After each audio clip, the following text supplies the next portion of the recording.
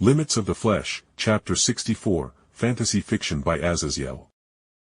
So instead of dealing with the Greeks partying and debauchery for the next couple of days to celebrate the games that were held previously, Sirzechs had teleported Artemis, Arcueid, and myself into the hellscape that was the dividing area between the Greek and Devil's territory in the Underworld. Funny enough, it wasn't just a normal hellscape of corrupted jungles that had terrible monsters coming out of them all the time. But the hellscape was actually the Aztecs' underworld territory Mictlān, but they lost all rights to the said underworld when they faded or were slaughtered by the invading Abrahamic beings of all three races of angels, devils, and fallen angels who killed off the native gods of the Americas over the years. With their afterlife/underworld being turned into an overgrown jungle filled with monsters that kept low-power beings from going in. So what will you do with this primal forest? I do hope you don't plan on actually destroying it. Artemis spoke up with a hesitating tone to her voice, but I shook my head smiling as I laid my hand on a pitch-black tree, and even as the microbes of the tree tried to fill me with paralytic toxins so I would drop dead so the tree could absorb my nutrients. I ignored those toxins after just isolating them as I went about pulling at the warped and mutated biology within. "Come closer please," I spoke to Artemis, and she raised an eyebrow, and then I gently took her so I could use her body as a template. So after a moment the tree seemingly shuddered as from the bark grew out a very voluptuous woman with green hair, and I even made leaves that grew over private parts. And for the kicker, I gave the dryad the Beelzebub bloodline, allowing her to form mental partitions to control many different things and think at a greatly accelerated rate. The fact that you can create a true living soul and person out of naught but corrupted wood pulp is scary even to a goddess like myself. Artemis spoke softly as she took in the dryad I formed, took the form of Key from Monster Museum, and I took a breath. Creating a soul with some actual intelligence was exhausting for my own soul. So is this to be my daughter? I can feel a connection to her through my domain of childbirth and the wild. Artemis continued with her voice turning tight as she came closer and inspected the dryad I made that would match any fertility goddess in her curves. You can consider her as such if you desire. She will be utterly loyal to me. But if you wish to claim her as your daughter, that is fine. But I would wait, as I plan on creating another one, this one being the future queen of the megafauna here in a chimera. I spoke and she frowned at my words, but I realized what she was worried about. No, I said firmly. The chimera will not be some abomination, but instead a collection of bloodlines that will allow her to rule the corrupted monsters within the jungle with ease, so long as Tiamat doesn't come out of the familiar forest to pick up some beasts. I finished with a wry smile, as Sirzechs did warn me that the primordial dragon mother came to visit this area at times to pick up the less corrupted monsters to fill up her familiar forest. Don't judge Master, as anything he creates will love him and won't cause him any issues. Other than burning down a house maybe when they try to cook.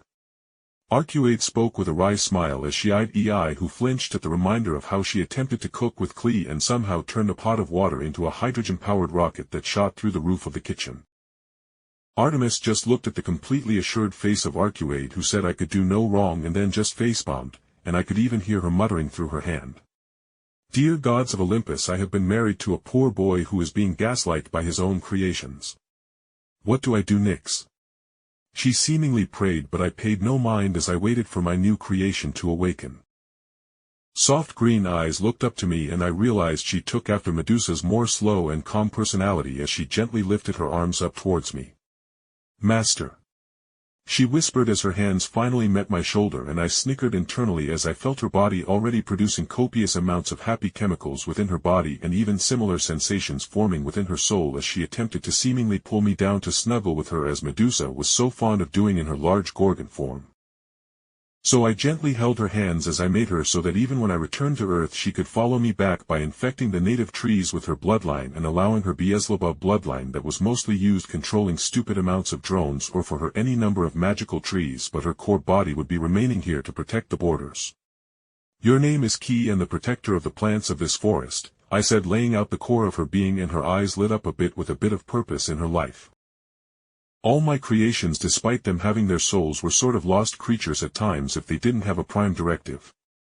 EI was my guardian and strongest creation with her divine and holy lightning, but Arcueid, who I didn't give a prime directive, was even more fixated on me than anything else and would regularly sleep for literal days in my shadow, trying to stay as close as she physically could without getting in my way. So I made sure to give Key her own prime directive in watching over this forest. Artemis hummed and poked Key's cheek, making it dent inwards cutely and making the dryad look up at Artemis inquisitively and then tilt her head to the side and speak words that made Artemis freeze. "Master, is that Mama?" she asked innocently as vines from beneath her slowly crept around the two of us, and I rolled my eyes and allowed the dryad the snuggles it wanted, as I could feel it already doing what I wanted and forming connections with all the nearby plant life. And more interestingly, her own power expanded with her being able to pull at the magical energies that seeped into all the corrupted forestry around here. Artemis, even as pinky thin vines gently pulled her onto the bed of thick moss and wood, was still frozen with her face locked into a blue screen of death, as I could all but hear her raging thoughts that probably went along the lines of, "I have a fully grown child after only being married for a single day." But either way, even as EI and Arcueid looked on fondly, I just relaxed into snuggling with my new creation that was as energetic as a sloth. But hey, Key's boobies were soft and thus made a good snuggle pillow. And after all the stress with the Greeks nonsense, I wasn't going to deny a little power nap before I got to more work. Just as I closed my eyes, I froze as realized something that made me hysterically giggle. "Key, you were made from a kind of maple tree, right?" I started, and her soft green eyes blinked before nodding in silent agreement. Then I pressed my head down a bit harder on her boob, and then from the nipple was the Canadian nectar of the gods. Key was fucking leaking maple syrup.